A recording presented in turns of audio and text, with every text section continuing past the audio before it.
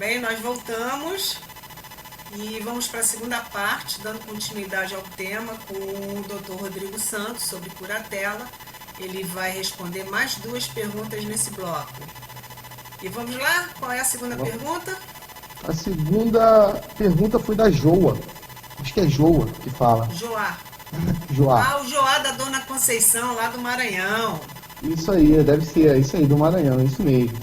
A pergunta dela, basicamente, é sobre a lei do idoso. Por que a lei dos idosos que tem acima de 80 anos não funciona? Porque ela diz que entrou com uma ação de curatela, já tem 3 anos e tal, essas coisas todas. O Joá é um rapaz que cuida da mãe desde 2006. Isso. A resposta para a pergunta dele é até um pouco simples. Isso acontece muito em todo lugar, no Maranhão, no Rio de Janeiro, provavelmente em São Paulo, todo lugar que você vai encontrar esse problema na lentidão da justiça. Existe a prioridade para idoso? Existe. A partir dos 65 anos já existe a prioridade para idoso. A partir dos 80, essa prioridade, teoricamente, é um pouquinho maior do que o pessoal de 65 até 80. Existe a prioridade para quem tem doença grave? Existe a prioridade para quem tem doença grave. O que muitas vezes as pessoas não entendem é o seguinte, e às vezes estou fazendo até agora a defesa dos advogados até nesses casos. O que as pessoas não entendem muitas vezes é que quando o advogado entra com uma ação, a partir do momento que ele entrou com a ação, o andamento desta ação não depende tanto dele. Depende 70% a 80% do movimento cartorário. Quando você tem uma ação de urgência, alguma coisa, você precisa ir até o juiz, você vai ao juiz, conversa, enfim, pede um despacho, pede uma liminar, você ainda consegue uma coisa ou outra, mas com relação à prioridade, quando você vai fazer um pedido de prioridade na justiça, a resposta que você recebe em 99% dos casos é a seguinte: doutor, a prioridade não é só da sua cliente. Com mais de 80 anos, tem um monte na frente dela, infelizmente tem que seguir a ordem cronológica. Essa é a resposta de 99% dos serventuários que vão atender o advogado no balcão. Enquanto é isso, a gente não tem o que fazer, porque a alegação é sempre a mesma. Não tem funcionário, são vários processos, não tem pessoal para ficar processando, e por aí vai. Então a resposta é bem simples, existe sim, teoricamente funciona. Eu sei porque eu tenho processos com pessoas idosas e pessoas que não são idosas. E, de fato, as pessoas idosas, elas tendem a caminhar um pouquinho mais rápido. Mas, infelizmente, a justiça brasileira, ela é muito lenta. E isso não é mentira. Não é papo de mídia, que sai toda hora no jornal, que reclama que é lenta. É lenta mesmo. Então, infelizmente, a lei funciona, teoricamente funciona, porém não é tão célere como deveria ser, não é tão rápida como deveria ser. Então a prioridade existe, porém não é tão rápida como deveria ser, por esse monte de fatores que eu já falei. Sim, é que o Joá trata da mãe já com Alzheimer há alguns anos, também está na fase avançada, e ele sente algumas dificuldades para conseguir na justiça o auxílio que a mãe no momento precisa, por isso a pergunta dele. Eu imagino, e ele aqui ainda diz que tem um advogado particular.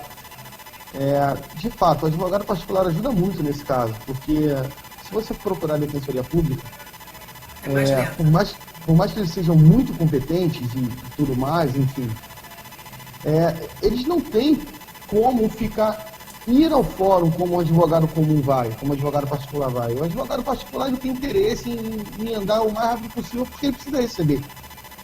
Então ele tem interesse, ele corre atrás. Mas muitas vezes isso não adianta. E na Defensoria Pública, infelizmente, os prazos são dobrados, um prazo que demora 15 dias. Hoje em dia, os prazos são todos em dias úteis. Um prazo que dura 15 dias para uma pessoa normal, para a Defensoria vai durar 30. Então acaba arrastando o processo um pouco mais. Mas isso não é culpa do advogado, realmente, lógico. Não posso falar pelo meu colega lá do Maranhão, mas enfim. Provavelmente não é culpa do advogado, ele deve correr atrás, mas infelizmente a justiça, por mais que seja prioridade, a resposta que eles dão é que não é só ele a prioridade, tem várias outras pessoas e tem uma fila, tem uma ordem cronológica a ser seguida e assim eles vão empurrando. Eu entendi. Tudo bem. Vamos para a terceira pergunta, de quem é? é da Marilene Quadros. Ela pergunta aqui sobre os direitos e cuidados que o cuidador tem que ter com ele mesmo. E ela afirma que ela tem distrofia. Vamos lá. Sobre os direitos eu posso falar. Sobre os cuidados eu já acho um pouco complicado, porque realmente eu não entendo muito desse negócio de eu tenho distrofia. É uma questão mais médica. É complicado. Mas sobre os direitos do cuidador do idoso. O cuidador do idoso, hoje em dia, no Brasil, ele é equiparado a um empregado doméstico. Então ele vai ter exatamente os mesmos direitos do que um empregado doméstico hoje em dia. A única diferença com relação a ela ter distrofia é que vai caber ao patrão dela decidir ou não se ela possui essa doença, essa distrofia, poderá ou não cuidar do idoso lá, que precisa, enfim. É uma liberalidade entre os dois, entre o contratante e o contratado. Mas os direitos trabalhistas são rigorosamente os mesmos de um empregado doméstico normal hoje em dia. Correto, tudo bem. Nós temos aí, parece que uma legislação do cuidadoso nova, que não sei se já foi sancionada. Do cuidador. Ah, sim, eu não sei, realmente, como não é minha área trabalhista, eu dei uma pesquisada e realmente foi isso que eu encontrei. Eu encontrei justamente isso, essa equiparação do cuidador de idoso com o empregado doméstico. Entendi. Foi essa equiparação mais próxima que eu encontrei. Correto. E o idoso, quando ele é acamado, quando ele tem uma doença específica, crônica, ele é considerado incapaz. Então, quando você tem uma situação em que ele é não cuidado corretamente, pode ocorrer denúncias, pode ocorrer uma série de coisas, porque ele é considerado incapaz. O termo não é esse, como uma criança que é maltratada, o idoso que é maltratado, isso pode levar a consequências gravíssimas, correto? Verdade. Então, isso funciona? Você já ouviu falar, já viu alguma coisa a respeito? Porque existe aqui no Rio o Fórum da Criança, do Adolescente e do Idoso, que fica ali no centro da cidade. Isso mesmo. O que acontece? Na verdade, o idoso, a partir do momento que ele fica idoso, enfim, ele tem direitos, ele adquire alguns direitos que são muito parecidos com os das crianças. Na verdade, se o idoso é maltratado, o filho larga o idoso, essas coisas todas, o Estado precisa intervir. Porque é obrigação, né, para cuidar do idoso. Quem tem a obrigação? Primeiro, os familiares. Se os familiares não cuidarem, o Estado é obrigado a cuidar do idoso.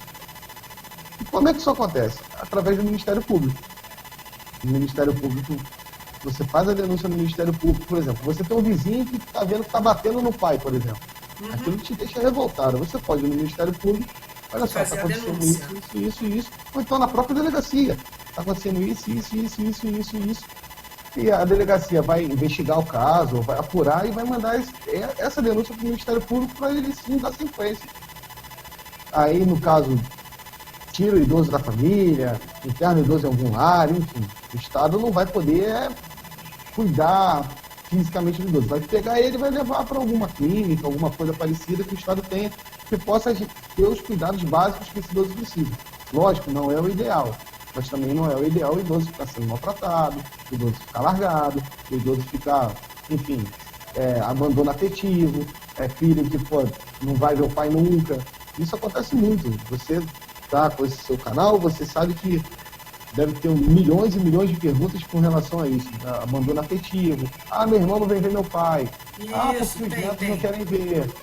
Porque eu cuido sozinho. Porque isso deve ter um monte.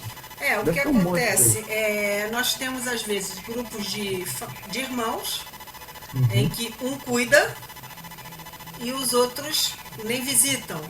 O problema não é nem a visita, é a ajuda financeira nesses casos. Eles são obrigados a contribuírem financeiramente para aquele que cuida poder ter uma reserva para cuidar do pai e da mãe, já que essa pessoa parou de trabalhar para poder ficar 24 horas com o seu ente querido, né? Seja o grau de afetividade, às vezes um avô, uma avó.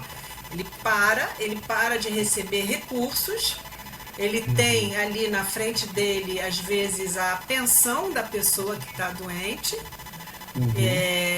que existe aquele caso dos 25%, que você vai falar daqui a pouquinho, e existe 4, 5 irmãos atrás que falam, não tem condições e não ajuda em nada, ou então contribui com R$ 100.